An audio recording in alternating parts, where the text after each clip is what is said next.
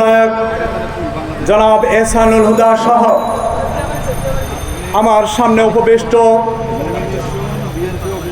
প্রিয় ভাইরা, বোনেরা, সাংবাদিক ভাইরা, আসসালামু আলাইকুম রহমতুল্লাহি ওয়া বারাকাতুহু।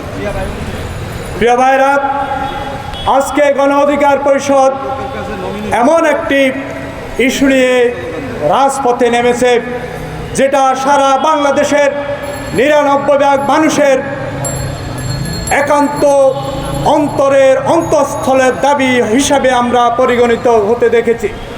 প্রিয় ভাইরা, আমাদের বাংলাদেশের মানুষ 1971 সালে নিজের তাজা রক্ত দিয়ে দেশ স্বাধীন করেছে। 30 লক্ষ শহীদের বিনিময়ে, 2 লক্ষ মা বোনের ইজ্জতের বিনিময়ে এদের স্বাধীন করেছে। কোনো দেশের লেজুট বৃদ্ধি করার জন্য নয়। আমাদের দেশের তখনকার মুক্তিযুদ্ধের সর্বাধিনায়ক ছিলেন জেনারেল ওসমানী সাহেব। আপনারা জানেন, বাংলাদেশের যখন পাকিস্তান সেনাবাহিনী আত্মসমর্পণ করে তখন জেনারেল ওসমানী সাহেবকে ঢাকা আসতে দেওয়া হয় নাই। এটা কাদের ষড়যন্ত্র, কিসের আলামত? আমরা তখন যারা মুক্তিযুদ্ধের সময় ছোট ছিলাম আর যারা মুক্তিযুদ্ধ করেছিল, আমাদের প্রিয় বাবা মা ভাইয়েরা যারা যুদ্ধ করেছিল, তারা স্পষ্ট ভাষায় বলেছিল এটা ছিল ভারতের একটি ষড়যন্ত্র। ভারত আমাদের মুক্তিযুদ্ধকে ওইভাবে স্বীকার করে না। তারা বলতে চায় তাদের যুদ্ধের কারণে সৃষ্ট একটি দেশ হলো বাংলাদেশ।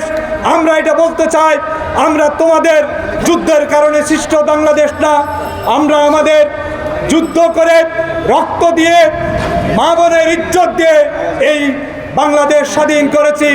এই বাংলাদেশ স্বাধীন করে এই বাংলাদেশের স্বাধীনতার সার্বভৌমত্ব রক্ষা করার জন্য আমাদের দেশে শহীদ প্রেসিডেন্ট জিয়াউর রহমানের মাধ্যমে, শহীদ প্রেসিডেন্ট জিয়াউর রহমানের আহ্বানে এই জাতি সাড়া দিয়ে যে স্বাধীনতা সংগ্রামে ঝাঁপিয়ে পড়েছিল, আবারও সেই একই ধরনের সংগ্রামের ডাক এই জাতি আশা করতেছে। আমরা বাংলাদেশে কোনো লেজেট ভিত্তিক সরকার চাই না। ভারতীয় যেই পণ্য ইউরোপ এবং আমেরিকায় নিষিদ্ধ হয়েছে 527টি পণ্য, আমরা আশা করব এই সরকারের বোধোদয় হবে। বাংলাদেশের মানুষের পালস বুঝবে। বাংলাদেশের মানুষ নিজেরাই বয়কট করা শুরু করেছে। আপনারা সরকারিভাবে অবশ্যই এই পণ্যগুলোকে নিষিদ্ধ করেন, না হলে আমাদের পুরা দেশ ক্যান্সার আক্রান্ত হবে। আর ভারত এই ক্যান্সারের রোগীদেরকে নিয়ে তারা আমাদের স্বাস্থ্য বিভাগকে শোষণ করবে।